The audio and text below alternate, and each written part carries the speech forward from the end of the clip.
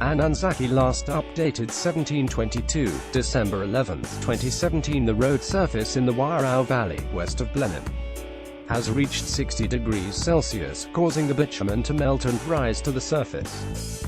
The sweltering summer heat is melting roads across New Zealand. Following a week of blistering temperatures, some road surfaces have reached 60 degrees Celsius, causing the bitumen to bleed. Two state highways have started melting in Marlborough, often crowned the sunshine capital, but softer roads have also been reported in Wairarapa, Canterbury and Manawatu. Tire tracks in the melted bitumen on State Highway 63.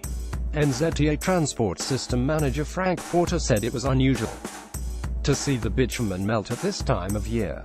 Read more. Bleeding bitumen causing a hassle for New Plymouth resident. Police warn of bleeding roads. Wairarapa roads turning into a black sticky mess as heat takes its toll. Bitumen on roads is not standing up to heavy traffic and hot weather. Porter said there had been melted bitumen on the route between Blenheim and Nelson, and also in Marlborough's Warao Valley, along the alternate highway to Christchurch.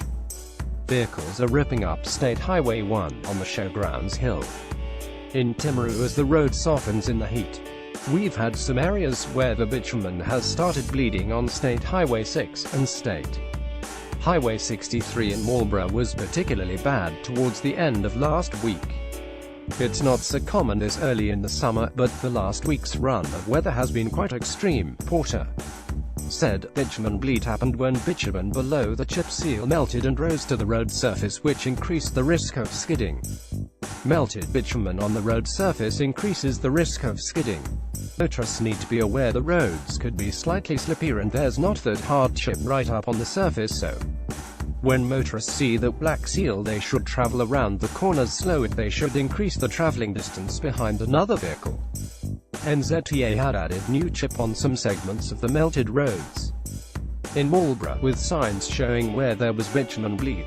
On both of those roads we've made a significant effort to try and correct those areas. We've laid new chip where we actually preheat some of the chip, and when the road surface is very warm we add the preheated chip and the new chip will embed into the sticky bitumen, Porter said. NZTA Journey Manager Lee Wright said if motorists got bitumen on the vehicle, baby oil and kerosene would help clean the bitumen off paintwork.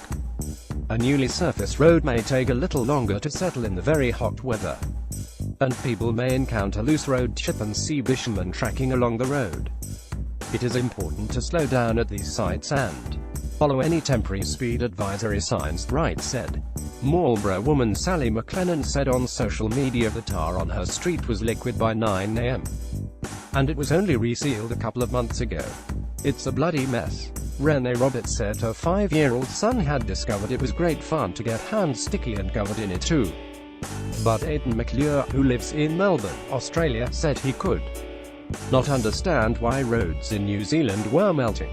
In Australia, it never happens, not even when temperatures are in the mid-40s.